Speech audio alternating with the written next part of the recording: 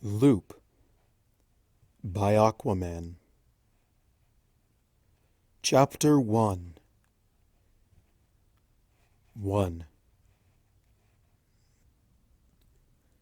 A hypnic jerk, sometimes colloquially referred to as a night start, is an involuntary twitch that occurs just before going to sleep, often accompanied by a falling sensation and an elevated heart rate, as if you'd just been shocked by something you weren't expecting to see. Dr. Sparks had heard countless patients ask him about that ailment, and every time he gave them the same answer.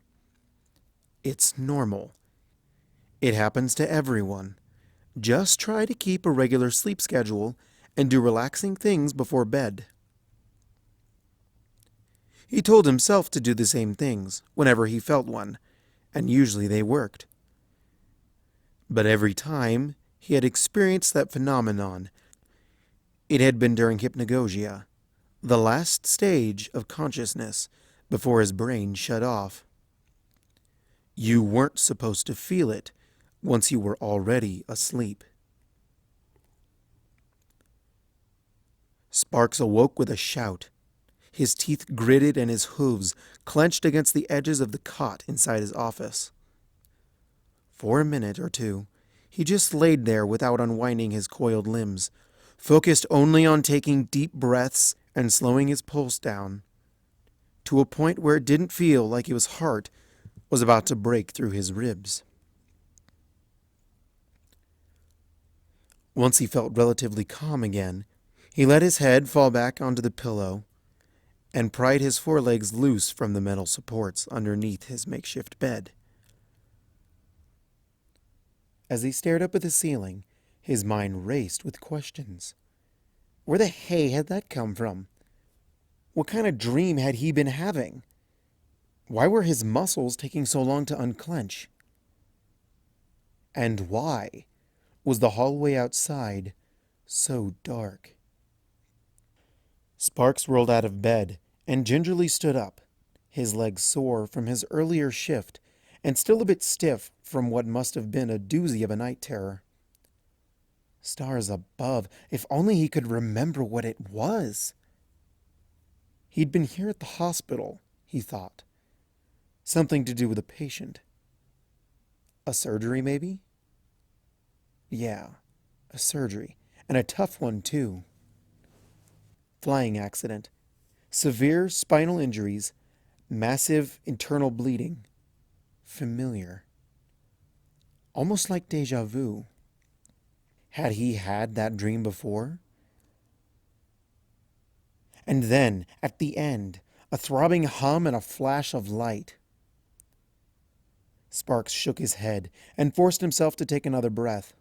There'd be time for interpreting his dreams later. Right now, he had more pressing matters to attend to. Like why, for example, the emergency backup generators still seemed to be about as useful as two 300-pound paperweights. To be fair, he was sure the higher-ups had a lot of other things on their plates, besides replacing the Jennies. After all, he'd only been hounding them about the issue every single day since he'd transferred here 2 years ago. Sparks swung his office door open and stepped into the hallway, mostly just to confirm what he'd been able to tell by looking under the door from his cot. Against all manner of government regulations and public health codes, the power was out, seemingly building wide. He scowled and swung his door closed behind him, resolving to be much less civil in his next angry letter to the board about proper maintenance and procedure. On the one hoof, it wasn't terribly critical that they maintain power here every hour of the day. Unlike some newer hospitals, Canterlot General's technological assets were mostly limited to overhead lighting and standard medical equipment. But on the other hoof, what in Equestria was he supposed to do if something did happen at a time like this? Forget his nightmare a moment ago. They'd be in a real one soon enough if a patient so much as caught a cold with the whole building out of commission. Months of paperwork, a media scandal, probably a full-scale investigation, and a mess of key personnel getting the axe. And the stars only knew what the princesses would think. Thank the both of them that there at least weren't any patients in critical condition at the moment. With a bit of luck, he'd be able to corral some nurses and have this mess sorted out by morning. Sparks took a moment to situate himself in the darkened corridor, then turned to the right and started walking. Every building looked different under the hood of near-complete darkness, and with its long hallways, outdated furnishings, and the musty smell that somehow pervaded even the new psych ward in the East Wing, Canterlot General was the poster child for that effect.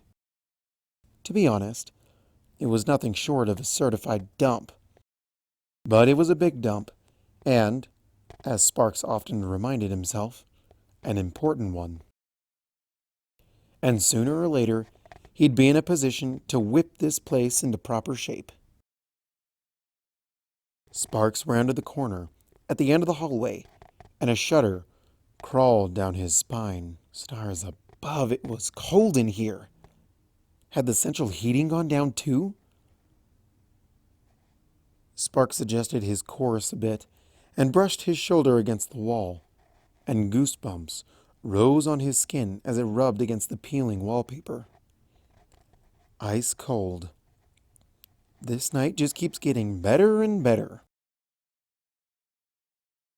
He quickened his pace and kept going, and the fur on his back stood up again. There was another more personal reason he'd been so eager to solve the generator problem, and in fact it was a rather simple one. Hospitals at night were just damn creepy.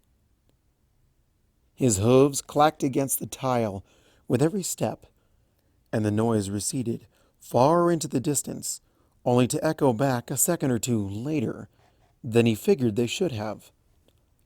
Like the delayed response of some copycat at the other end of the hall. The silence, contradictory as the phrase was, felt deafening. There was no sound but that of his own breathing, and his heart pounding deep in his ears like the thump of a hoof against a heavy wooden floor. Hidden away in this wing were 56 patients, and the rest of the night staff. But for all the world, Sparks could have sworn that not a soul remained in the building besides him. Sparks took another breath and rolled his shoulders. He'd come to a stop in front of one of the doors in the hall. A plaque on its front displayed its room number over top a patient identification sheet, too blurry to make out, and 20 feet down the hallway, he could see the protruding corner of the nurse's station. A part of him wanted to veer off course for a moment and push the door open, just to peek inside and make sure that there was a patient asleep in bed. Just to make sure that there were other ponies in here still, perfectly content and blissfully unaware of the world outside their doors. His hoof was half raised to touch the knob, actually, when his neck prickled again and he tore his eyes away. As much as he was sure everything inside was completely normal, the hypnotizing, infuriating possibility that it wasn't made the choice unbearable. The broken lights were messing with his head. He needed to get himself under control and keep moving. He needed to fix this. He jogged the rest of the way down the hall and turned the corner, ready to berate the night staff for not coming to get him sooner. But the words died in his throat as soon as they'd formed. The attendant station was empty, and not just of any pony who certainly should have been there, but of anything at all. The drawers on dust-choked desks were ripped open and empty, and the big board showing the daily schedule was blank, its surface scratched and faded, as if somebody had scraped it clean with the edge of their hoof. A single lit candle stood at the front counter, but other than that, there was no movement. He shivered again. If anything, it was even colder now. He made his way towards the candle, his eyes never straying from it, despite the flickering shadows tugging at his attention.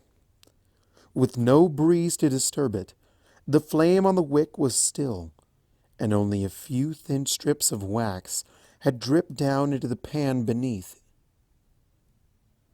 It hadn't been lit for long. Some pony had still been around. So where were they? And why weren't they still here, trying to figure out what was going on? Another shout built up in his lungs, and as he took in a breath to fuel it, something caught in the corner of his eye. Movement in the window. Whatever it was darting out of view just before he could turn to see it. He looked over anyway, and it reappeared, a tiny white speck, fluttering around on the wind. It was followed by another speck, then another, and soon the window was full of them. They bounced noiselessly off the glass, piled up on the sill. Snow. It was snowing outside. In August. Sparks let out the air trapped in his chest, and it came away from his mouth in a shapeless white cloud. Something was wrong here. And not just with the lights, but with the whole building. There should have been somebody else here. Should have been a functional generator. Should have been some sign that he wasn't the only pony left alive in the world, snowed into an empty hospital in the middle of summer. He stared back at the candle and watched the flames eat away at the wax, then shut his eyes and tried to reason out his next move. Even if this wing was empty, there should still be some pony down in the lobby, or at least some other indication of what had happened. If not there, he could go outside, wade through newborn drifts, and check out a few other buildings down the street. There was an explanation for all of this, and all he needed was to keep his head on his shoulders and go hunt it down. He opened his eyes and turned in place, and the report of his hooves echoed back at him a second too late. The stairs. He needed to find the stairs. He needed to start moving, and keep calm and not panic, and beep. Sparks twitched and whipped around, and the candle flame dipped and shuddered from the sudden motion. That sound. He knew that sound. Quick, sudden, like the sound of glass cracking, like the pulse in his ears. Beep. An EKG machine. There was an EKG machine somewhere in the ward, and if the machine was beeping, that meant it was on. And if the machine was on, then there must be power. And yet, the lights stayed dark, and the hallway freezing cold. Beep. Down the right side hallway. The noise was close. Once he walked over that way and peered around the corner, he could see the open door, maybe 40 yards away. The tiles in front of it lit up like the solstice. Why just that room? What happened to all the other lights? Beep. Just one room. He had to check just that one room. Then he could go downstairs. Sparks stared down the hallway at the door and the flickering light. He didn't move. Beep. He had no choice. He had to go. Beep. Beep. He had to go now. Before he could think better of it, Sparks ducked out from behind the attendant station, starting off with a composed trot that soon evolved into a jog. His hoof steps reverberated all around him, ever so slightly off pace with the motions of his legs. Beep, beep, beep, beep. The machine was getting louder, and behind it he could now hear something else. A constant rattling noise, like some pony shaking a chain-link fence. He picked up the pace, and the echoes from his hooves got louder, closer. Beep, beep, beep, beep, beep, beep.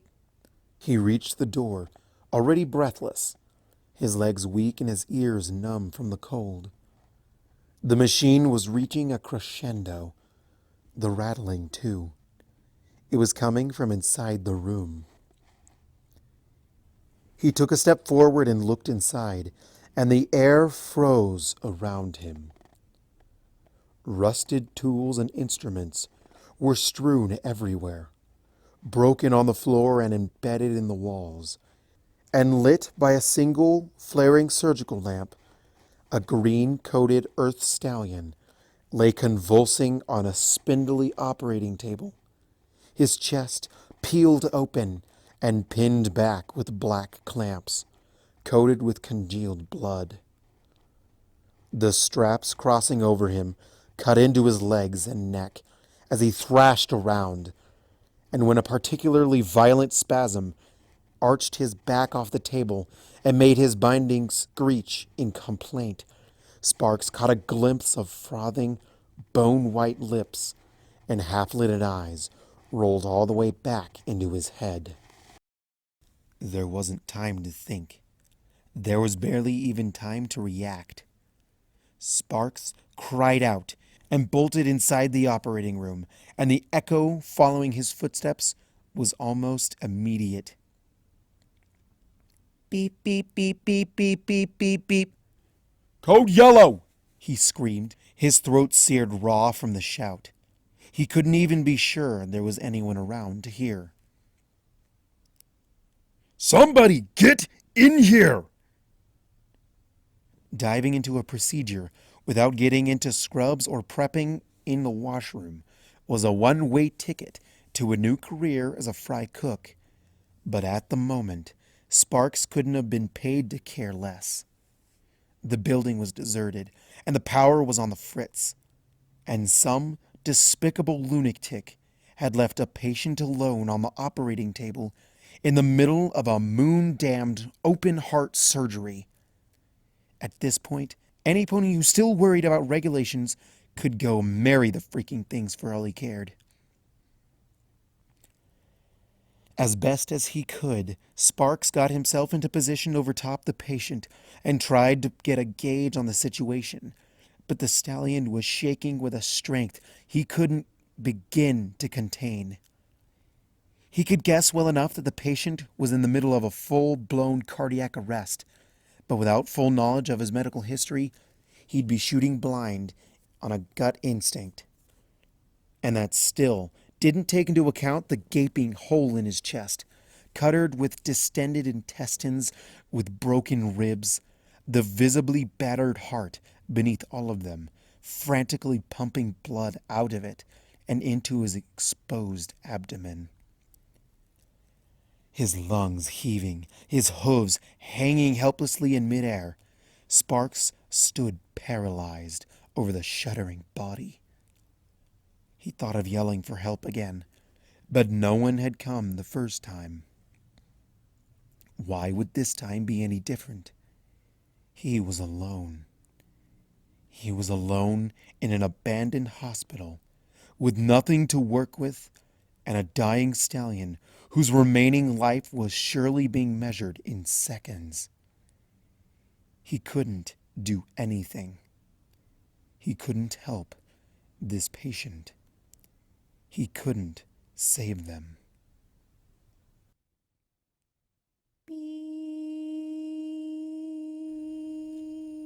The stallion's head rolled back, and the twitching organ inside his chest went horrifically still. Every hair on Spark's body was on end, and every inch of skin beneath them was numb. Code blue.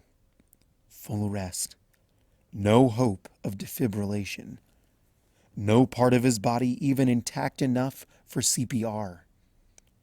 No pony even left to share in the terror, to grasp onto and hide with, and block out the screech of the EKG. Scream over the terrible silence behind it. He stepped back from the table, stumbling off the raised dais hard enough to smack into the wall behind him. Alone. The word sizzled into his mind like it had been branded there. Alone. One patient had died. More would surely follow. And here he was, unable to move, struck dumb by the thought of being in a powerless hospital, surrounded by countless, clueless ponies whose countdowns to expiration had all started ticking down. He barely registered the noise the first time it reached his ears. It was so faint, so obscured by the wailing machine beside him. He half believed he'd imagined it. When it came again, though, he could no longer ignore it. Metal, clattering against metal, somewhere in the hallway that looked black as pitch from where he stood mutely staring out at it. Surprise compressed into fear, and from there combusted into anger. He wasn't alone in here. Someone else was in the hospital, and Celestia helped them that someone was going to answer for this. Sparks pushed away from the wall too hard and careened back into the dais, bouncing off the edge of the table and jostling the limp, rubbery leg of the stallion still fastened onto it. He stared down at the corpse as the edges of his vision went red, then threw open a nearby cabinet and dug around inside it until he found a sheet to cover the body with. Once that was done, he moved into the open door hard enough to send it careening back into the wall with a resounding crack. He stood, waiting outside for 1 second, 2 seconds, 5, and he heard it again. Creaking metal, squeaking hinges. A wheelchair, ditched in the hallway, who knew how long ago, rolling slowly into view from around another bend a few yards away. He could see a figure shambling away into the shadows behind it. They hadn't noticed him yet. He was about to change that. "Hey!" The pony was close enough to be in earshot, but didn't even miss a step as they continued their plodding journey down the hall. There was something odd about the way they were walking. Like the hallway was tilted slightly, and they were trying to compensate for it. As Sparks lurched into a jog again, it occurred to him that this might not even be another staff member, that it could very well be a patient trying to find someone to help them. Once he got closer, He saw the tattered gown hanging off their flanks and the loosened bandages trailing from their legs. He lowered his tone a bit and called to them again. Excuse me, I'm Dr. Sparks. I'm Assistant Chief of Surgery. We've had a power outage, and I need you to... Hello? Hello? Can you hear me? Still, the patient didn't respond.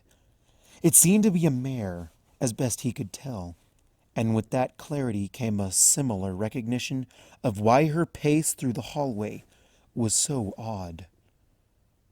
One of her hind legs was bowed out into a sickening angle, and the bone clearly broken at the joint and not set with even a basic splint. The hoof dragged uselessly behind her, scuffing and bobbing against the floor as she clumped forward, and Sparks could hear her muttering to herself beneath the skittering noise. A chill rose up on the back of his neck again. A normal pony would be lucky, or perhaps unlucky, to be conscious with an injury like that, let alone mobile. Ma'am?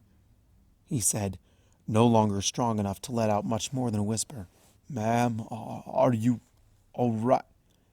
The mare's breath hitched, and Sparks stopped dead in his tracks. She had frozen no more than 10 yards ahead of him, with her head low and her legs still as stone. It seemed for a moment she had even stopped breathing. Then, without warning, she twitched again, and her broken legs scuffed at the floor. There was something wrong with her neck. Her head shouldn't have bobbed that much. He should have been able to see it above her torso. She turned around. Sparks' mouth went dry, and his throat sealed over and stopped up with a silent scream. The mare's head stayed suspended over her chest for a moment, then tipped over and sagged sideways in front of her shoulder, swinging back and forth at an almost perfect right angle at the end of a neck that had been snapped cleanly in two. Her mouth hung open under widened, veinless eyes, and from deep within her throat, her hoarse, wheezing voice resurfaced.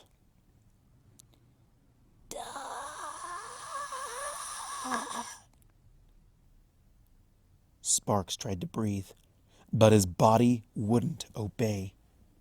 He stood staring at her, gasping for air that wouldn't come, fighting against legs that would not, could not move.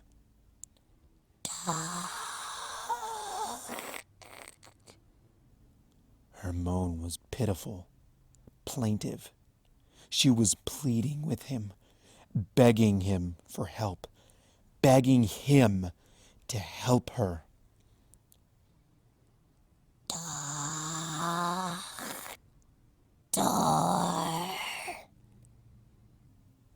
Sparks' jaw snapped shut, and his mind flashed blank.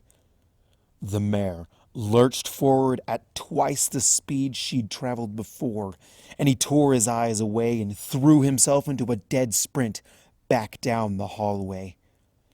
His breaths came in searing bursts, each one bigger than the last, and yet seeming to pull less and less air into his lungs.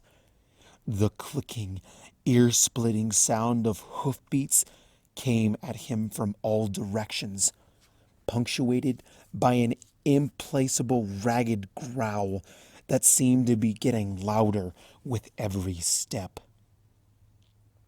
He had no way of knowing how close the mare, who should have been dead, who must have been dead, who couldn't possibly not be dead, was behind him, and he didn't bother looking back. He didn't care to know. He couldn't bear to know.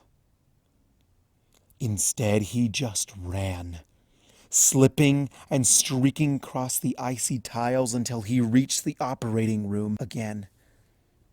Until he crashed against the frame and slammed the door shut behind him with enough force to shake the whole room. Bits of metal and glass flew away from his hooves as they kept moving without any force to guide them, carrying him past the sheet-covered operating table and leaving him in a sprawling, shuddering heap in the far corner of the room. He scrambled a bit farther under the table, sending more debris skittering away from his uncoordinated legs, and kept unblinking watch on the door, counting off each second that went by without a sign that the mayor had seen him come in here. 1. What was that? 2. What had happened to her? 3. What had happened to him? 4. What the hell was going on in here? 5. Sparks leaned his head against one of the support struts, bolting the table to the floor. The cold steel gave him something physical to hold on to, something to anchor him down and clear his mind. He let his eyes fall shut long enough to fill his lungs and empty them, and the piercing knot in his chest loosened ever so slightly. 10. Something had gone horribly wrong. Not just in the hospital, but maybe in the whole city. The hospital staff was gone, banished or imprisoned, or something unimaginably worse. And in their stead, they'd left him. For whatever reason, he was still here, trapped in a ransacked OR beneath a stiffening, mutilated corpse, and running from some unholy creature he had no way of escaping from. 15. Unless he'd actually been quick enough. Unless she really hadn't seen him come in here. Unless, provided he stayed out of sight long enough and waited for her to wander off, he could sneak out of the wing and make it out to the city proper to find out what was really going on. He took another breath, and his pulse finally began to slow. He was safe in here. He could wait her out in here. He could just... 20. The impact against the door was titanic. The frame groaning and the hinges shrieking in pain as they desperately tried to keep from breaking apart. Sparks' head banged against the table, and he cried out in equal parts pain and terror as stars floated in his eyes and sawdust sprinkled down from the door in front of him. Had she heard him yell? Did it even matter at this point? The door shook again, and the deafening crack of splintering wood was even louder this time. With limbs carved out of stone, Sparks pulled himself up onto his hooves and faced the door, backing away without any thought or intention until his rump was pressed into the cabinet in the back. There were no windows in the room. Nowhere else big enough for him to hide. He could attack her. And do what? Break her neck again? Tear off the head of a monster that clearly didn't need it to pursue him? A third collision rattled through the room and vibrated in his bones, and a jagged fissure split open down the center of the door. On the next hit, she'd break through. He'd have to run again. Sparks gritted his teeth and steeled his legs. He braced a hoof against the cabinet to give him leverage and lowered himself into a runner's crouch. And he waited. But the final blow never came. He waited 10 seconds, 20, a full minute, and the door held firm. With every moment that passed, his head grew lighter, and a buzzing keen grew louder in his ears. He swiveled his head around and let his eyes dart across the room as much as he dared, and eventually he realized the noise's source. The EKG machine was still on, still moaning in alarm at the flat green line blazing a constant, redundant trail across its tiny monitor. He slapped his hoof against the control panel on the wall, and when he finally managed to cut the machine off, the silence nearly knocked him off his hooves. He'd been so concerned with the mare in the hallway that he hadn't even registered the sound in the background, and now that it was gone, it felt like a hole had been cut in his head and been left to eat outwards through the rest of his body. Once again, only his own breathing cut through the suffocating hush, although with a low, barely audible throbbing noise that seemed to be coming from deep beneath his hooves. He'd thought before of leaving the operating room and slinking away once it was safe outside and searching for some pony sane enough to explain it to him what he was dealing with. He harbored no such heroic ideas now. Right now, all he could think of doing was standing here with his eyes closed, leaning against the wall and just breathing in and breathing out, listening to the gentle pulse of the noise down below him, feeling it reverberate up through his hooves and tingle in his stomach. Was it getting louder? Sparks opened his eyes and took a breath, and this time it echoed. Just like in the hallway, the noise from his body repeated a moment later. A moment too late.